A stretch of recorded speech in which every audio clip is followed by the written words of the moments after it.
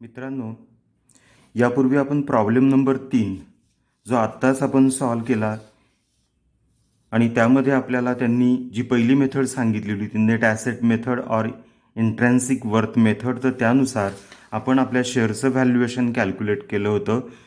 एका शेअरचं व्हॅल्युएशन महिंद्रा लिमिटेडचं किती आलं आहे? 215.40 पैसे एका शेअरचं व्हॅल्युएशन. आता आपल्याला ह्या प्रॉब्लेममध्ये त्यांनी कशाच्या आधारावरती त्याच कंपनीच्या शेअरचं व्हॅल्युएशन करायला सांगितलं आहे?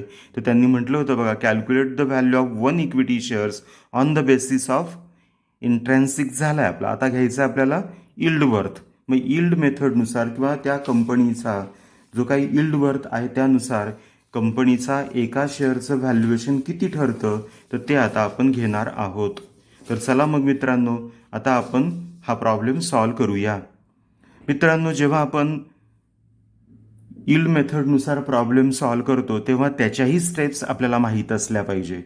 मग इथे मी लिहून ठेवलं वरती problem number 3, valuation of shares as per yield method or on the basis of yield worth. मग त्यासाठी आता मी इथं स्टेप नंबर 1 घेतो. मग स्टेप नंबर 1मध्ये तुम्ही प्रथम काय करायचं असतं, तर त्या ठिकाणी तुम्हाला अगोदर एक्सपेक्टेड रेट ऑफ रिटर्न शोधायचा असतो. आणि हा एक्सपेक्टेड रेट ऑफ रिटर्न शोधण्यासाठी तुम्हाला या प्रॉब्लेममध्ये इथे बघा वेगवेगळ्या 3 वर्षांचा प्रॉफिट दिलेला दिसतोय.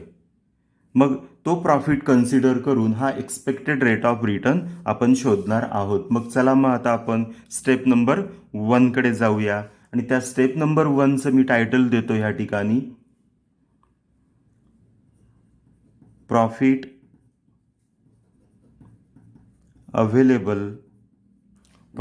अवेलेबल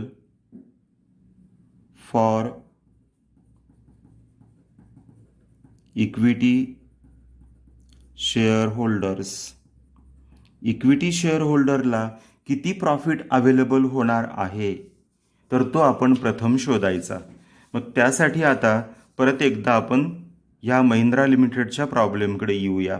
महिंद्रा लिमिटेडचं बॅलन्स शीट आहे 16,03,400 या किमतीचं. आणि त्यामध्ये बघा आता जो पॅरेग्राफ आहे तर तो आता ह्या आपल्या यील्डच्या संबंधात आपल्याला असलेला दिसून येईल. The company transfers 20% of its profit after tax to general reserve. कंपनीला जो काही दरवर्षी नफा होतो त्यातला 20% प्रॉफिट टॅक्स कॅल्क्युलेट केल्यानंतर जो प्रॉफिट शिल्लक राहील त्याच्या आपण जनरल रिझर्व्हला ट्रान्सफर करतो. त्याच्यानंतर त्यांनी म्हटलेलं आहे net profit before taxation of the last 3 years have been as follows. तर हा जो काही टॅक्सेशन कॅल्क्युलेट करण्यापूर्वीचा प्रॉफिट आहे मागील 3 वर्षांचा तो आपल्याला इथं 1 by 1 दिलेला दिसतोय. 14चा 3,35,000 आहे, 2015चा 3,66,000 आहे आणि 2016चा आपल्याला 3,94,000 दिलेला आहे. म्हणजे मागील 3 वर्षांचं रेकॉर्ड आपल्याकडे अवेलेबल आहे. मग आता या आधारावर आपल्याला काय करायचं आहे, profit available for equity share holder calculate करायचा आहे. तर चला मग आपण तो कॅल्क्युलेट करूया. मग इथं घेतो मी, आपण टायटल तर दिलंय की नाही मगाच, net profit available for equity share holder. तर त्याच्या पुढच्या ओळीवर मित्रांनो घ्या मग आता net profit for last 3 years before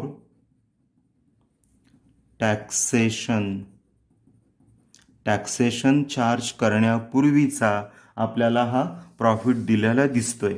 मग आता इथं त्यांनी बघा इथं फर्स्ट इयरचा दिलेला आहे आपल्याला 31 मार्च 2014. 31 मार्च 2014 हे पहिलं वर्ष आहे. दुसरं वर्ष पण मी इथं नमूद करून ठेवतो नेक्स्ट लाईनला 31 मार्च 2015 आणि थर्ड इयर आहे 31 मार्च 2016. तर ह्या 3ही वर्षांचा जो काही प्रॉफिट आहे तो मी आता ह्या ठिकाणी घेतो आणि तो प्रॉफिट किती आहे तो आता आपण लिहूया. तर फर्स्ट 2014चा आपल्याला प्रॉफिट दिसतोय या ठिकाणी बघा 3,35,000 बरोबर. त्यानंतर 2015चा आपल्याला प्रॉफिट दिसतोय 3,66,000 आणि शेवटचं जे 16 इयर आहे त्या वर्षाचा प्रॉफिट आहे 3,94,000. मित्रांनो काय करायचं, फक्त या तिन्ही वर्षांचा प्रॉफिट किती आहे तो काढायचा आणि ह्या तिघांचा प्रॉफिट येतोय 10,95,000. तर हा मागील 3 वर्षांचा प्रॉफिट आहे आपला, बरोबर. आता आपल्याला या 3 वर्षांचा प्रॉफिट जो दिलेला आहे त्याचं ॲव्हरेज काढायचं पुढे, बरोबर. तर मागील 3 वर्षांचा प्रॉफिट आपण काढला. आता पुढे घ्यायचं ॲव्हरेज प्रॉफिट.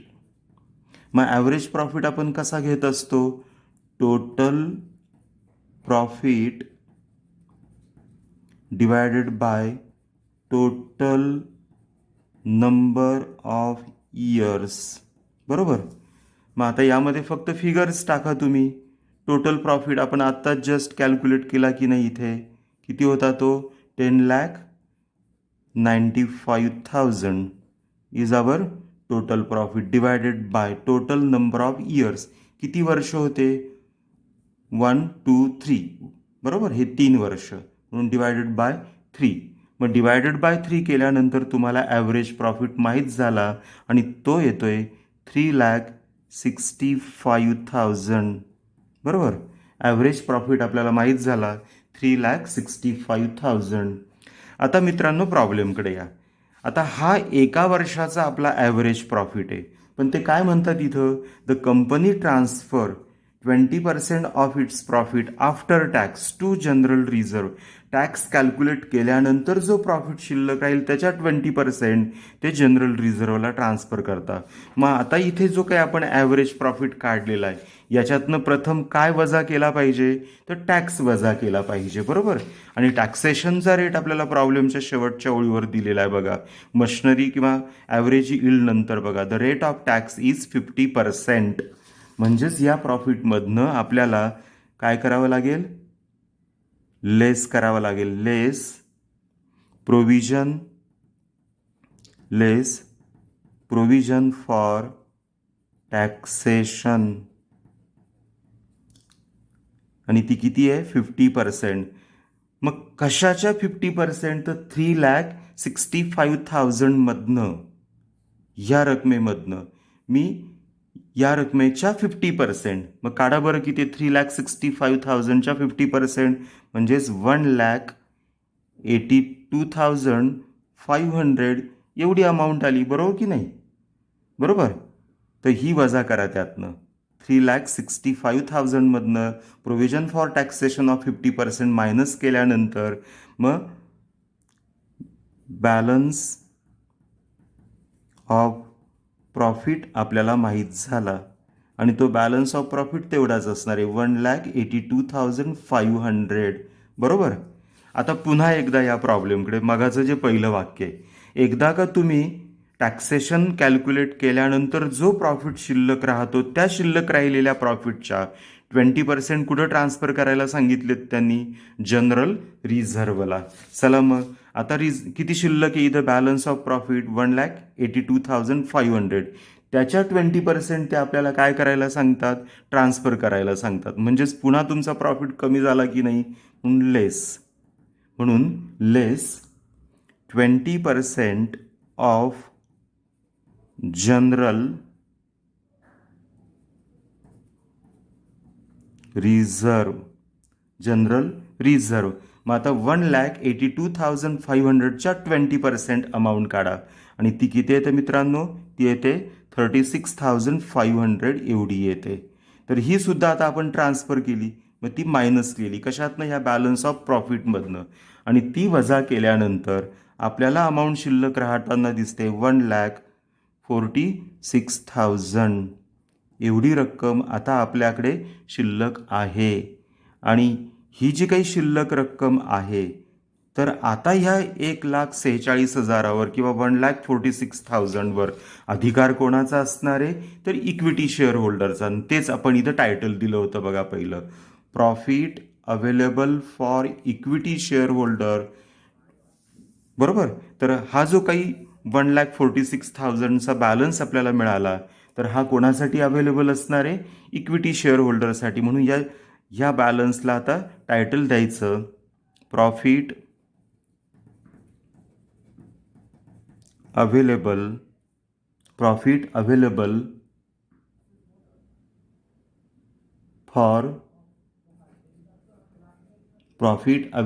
फॉर डिस्ट्रीब्युशन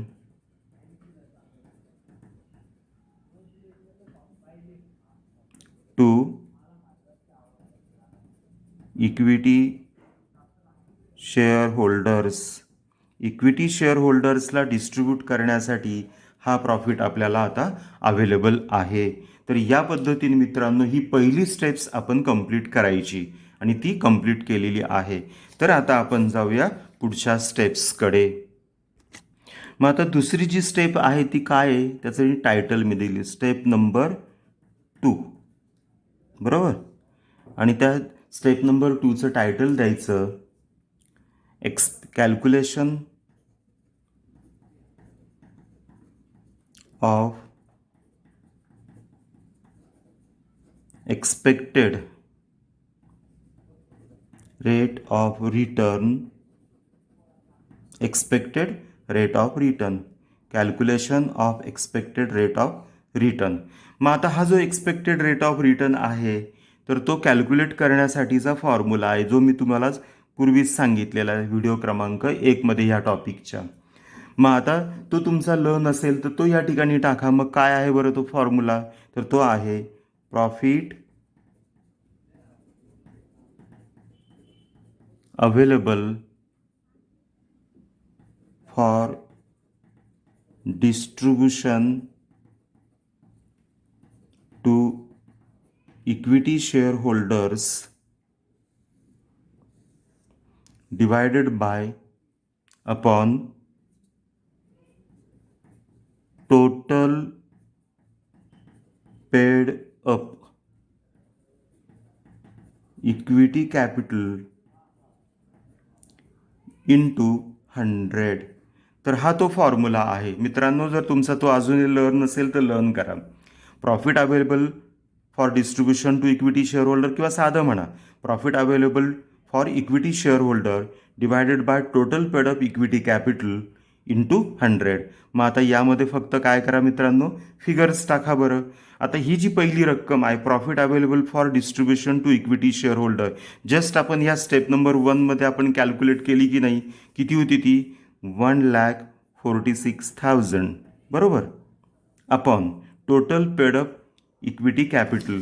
आणि आपल्या प्रॉब्लेमनुसार चला लॅबिलिटी साईडला total paid up equity capital किती दिसतंय आपल्याला? 5 lakhs डिवायडेड बाय 5 lakhs. बरोबर, डिवायडेड बाय 5 lakhs. आणि इंटू त्याला काय करा?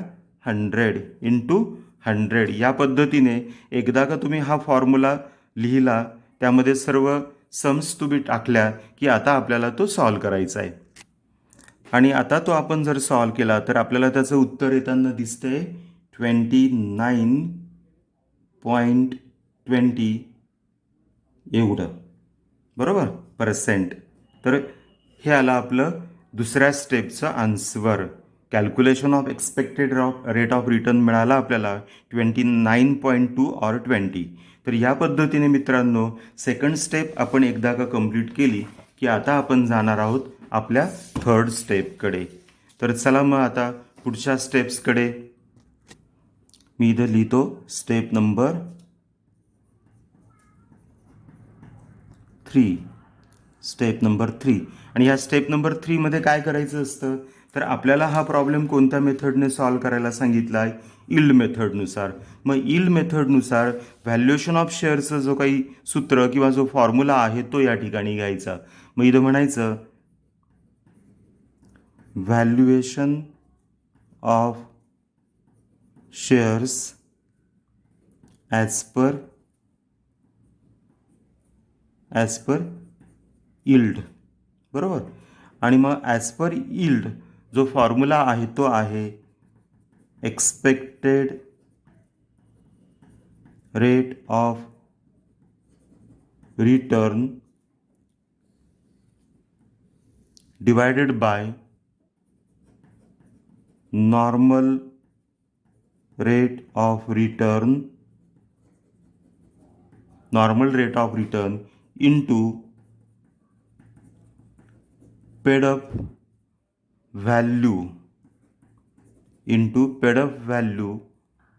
of one इक्विटी शेअर, बरोबर.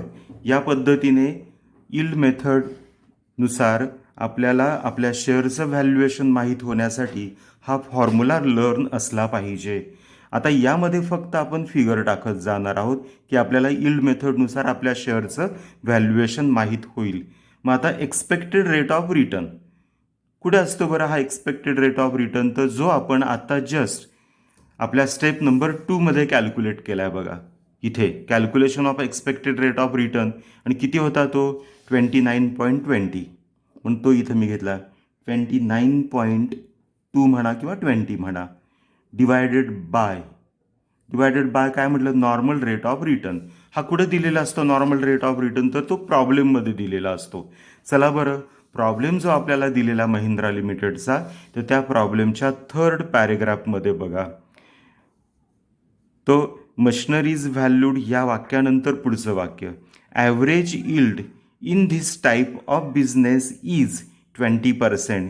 महिंद्रा ज्या व्यवसायामध्ये काम करते त्या व्यवसायामध्ये साधारण तुम्हाला रेट ऑफ रिटर्न किती आहे 20, म्हणजेच हा आहे आपला normal rate of return 20 into काय सांगितलं into paid up value of one equity share.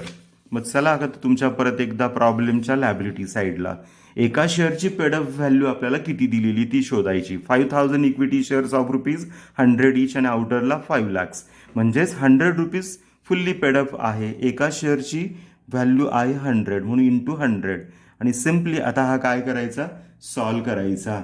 तर चला मित्रांनो 29.2 डिवायडेड बाय 20 इंटू 100 तर याचं उत्तर शोधलं मित्रांनो आणि ते येत आहे ₹146, बरोबर. तर हे आलं उत्तर यील्ड वर्थ मेथडनुसार. On the basis of yield worth आपल्या महिंद्रा लिमिटेडच्या एका शेअरची व्हॅल्यू ही 146 एवढी येते असं आपल्या लक्षात येईल. खूप सोपा प्रकार आहे, फक्त ह्या स्टेप्स तुम्हाला माहीत असल्या पाहिजे. पहिल्या स्टेपमध्ये काय करायचं profit available for equity share holder शोधायचा, त्यानंतर एक्सपेक्टेड रेट ऑफ रिटर्न काढायचा आणि यील्ड मेथडचा जो फॉर्म्युला आहे त्या फॉर्म्युला जर लर्न असेल तर त्यात फिगर टाका. तुम्हाला यील्ड मेथडनुसार तुमच्या भागांची किंमत माहीत होईल. आता आपण हा जो काही प्रॉब्लेम यील्ड मेथडनुसार सॉल्व केला हाच प्रॉब्लेम आपल्याला जर अजून दुसऱ्या एका पद्धतीने सॉल्व करता येतो आणि त्याचं वैशिष्ट्य काय आहे यील्ड मेथडमध्ये जे तुम्ही 146 हे आन्सर काढलं ना तेच आन्सर दुसऱ्या मेथडमध्ये पण आलं पाहिजे. तर मग मी इथं म्हणतो ऑर आपण हाच प्रॉब्लेम आता दुसऱ्या मेथडने सॉल्व करूया. दुसरी मेथड कोणती आहे तर त्याचं नाव मी तुम्हाला मागेच सांगितलं होतं कॅपिटलायझेशन मेथड. या मेथडनुसार आता आपण हा प्रॉब्लेम पुन्हा एकदा सॉल्व करायला घेऊया.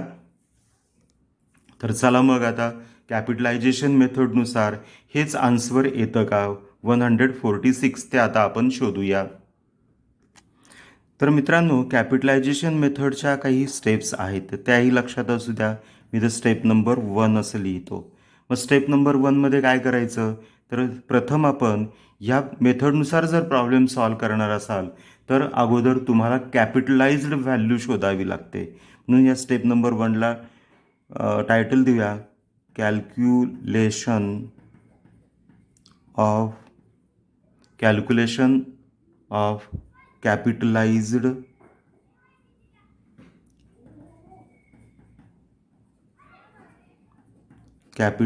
व्हॅल्यू. तर ही कॅपिटलाइज व्हॅल्यू आपल्याला पहिल्या स्टेपमध्ये शोधायची असते आणि कॅपिटलाइज्ड व्हॅल्यू शोधण्यासाठीचा परत फॉर्म्युला आहे आणि तो काय आहे तर तो खूप सोपा आहे. Profit available for equity share holders upon किंवा divided by upon normal rate of return into 100. तर हा तो फॉर्म्युला आहे. मग चला मित्रांनो आपण यात फिगर टाकूया. आता इथे बघा काय म्हटलं होतं आपण, profit available for equity share holders. Equity share होल्डरला किती प्रॉफिट अवेलेबल आहे या प्रॉब्लेमनुसार. इतक्यात आपण पहिल्या मेथड मेथडनुसार जेव्हा आपण प्रॉब्लेम सॉल्व केला तेव्हा आपण तो शोधला की नाही. तो किती होता profit available for distribution to equity share holder 1,46,000. म्हणून तो घ्या इथं 1,46,000 डिवायडेड बाय काय म्हटलंय आपण इथं, नॉर्मल रेट ऑफ रिटर्न. बरोबर, नॉर्मल रेट ऑफ रिटर्न. आता हा नॉर्मल रेट ऑफ रिटर्न प्रॉब्लेममध्ये दिलेला असतो आणि आहे तो बघा, average yield in this type of business is 20%. या व्यवसायामध्ये साधारण तुम्हाला 20% एवढं रिटर्न अपेक्षित आहे किंवा मिळतं आहे, म्हणून डिवायडेड बाय 20.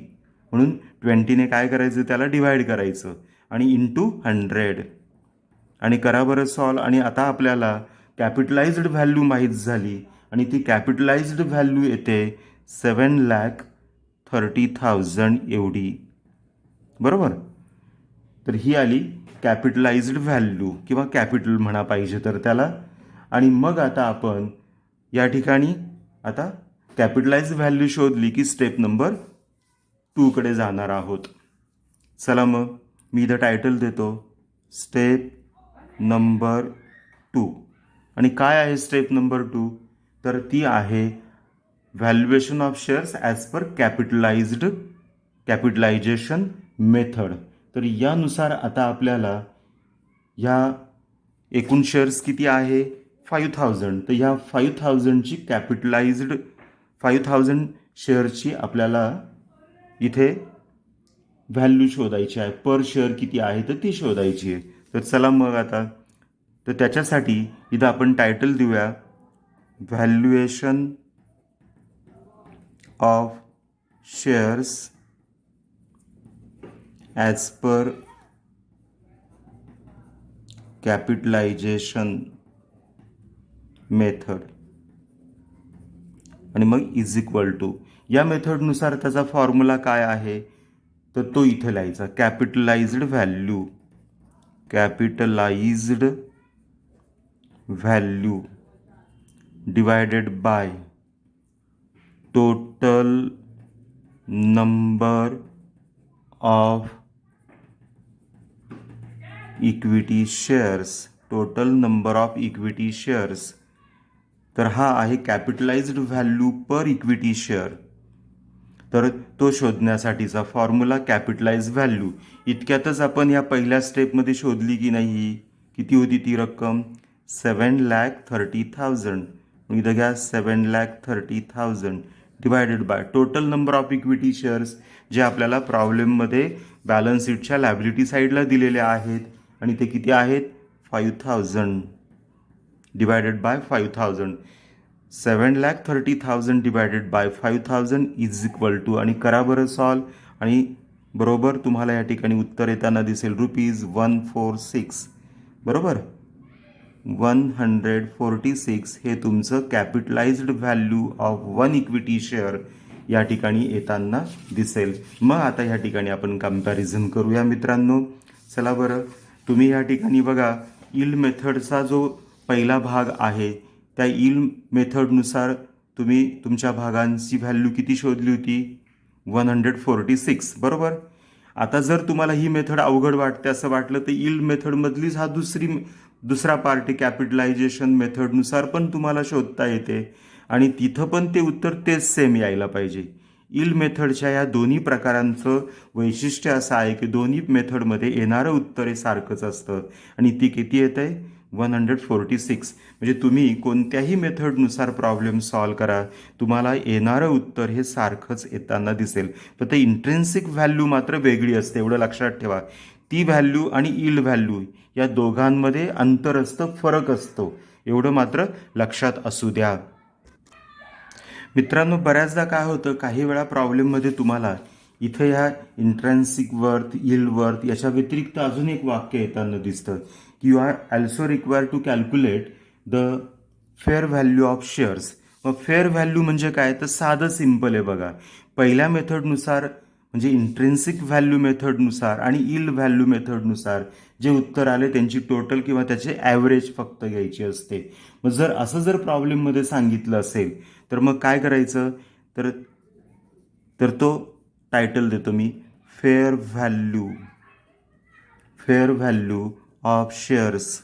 जर तुम्हाला प्रॉब्लेममध्ये विचारले असतील तर मग फेअर व्हॅल्यू काढण्याचा जो फॉर्म्युला आहे तो काय लिहायचा, तर इथं लिहायचा intrinsic value plus yield value divided bye 2. तर हा साधा सिंपल फॉर्म्युला आहे, यामध्ये मग तुम्ही फिगर टाकणार आहात. मग आता मित्रांनो, यापूर्वी आपण आपल्या प्रॉब्लेम इंट्रिन्सिक व्हॅल्यू मेथडनुसार आपण आपला प्रॉब्लेम सोडवला होता की नाही, तर चला मग तर त्या मेथडनुसार आपण जे उत्तर शोधलेलं आहे ते इथं प्रथम घ्यायचं. आणि इंट्रिन्सिक व्हॅल्यू मेथडनुसार आपण शोधलेलं उत्तर बघा किती होतं, 215.40. तर हे आपलं आन्सर आहे. मग ते आपण या ठिकाणी घेऊया. Intrinsic value of shares is equal to, आणि ती अमाऊंट आहे आपली 215.40 बरोबर, प्लस यील्ड व्हॅल्यू. मग ही यील्ड व्हॅल्यू आपण जस्ट आत्ता शोधली की नाही, दोन्ही मेथडमध्ये ती सारखीच आली होती. किती आली होती ती, 146 डिवायडेड बाय 2. आणि मग आता आपल्याला या दोघांची टोटल येताना दिसते 361.40 डिवायडेड बाय 2. आणि आता फेअर व्हॅल्यू आली एका शेअरची 180.70.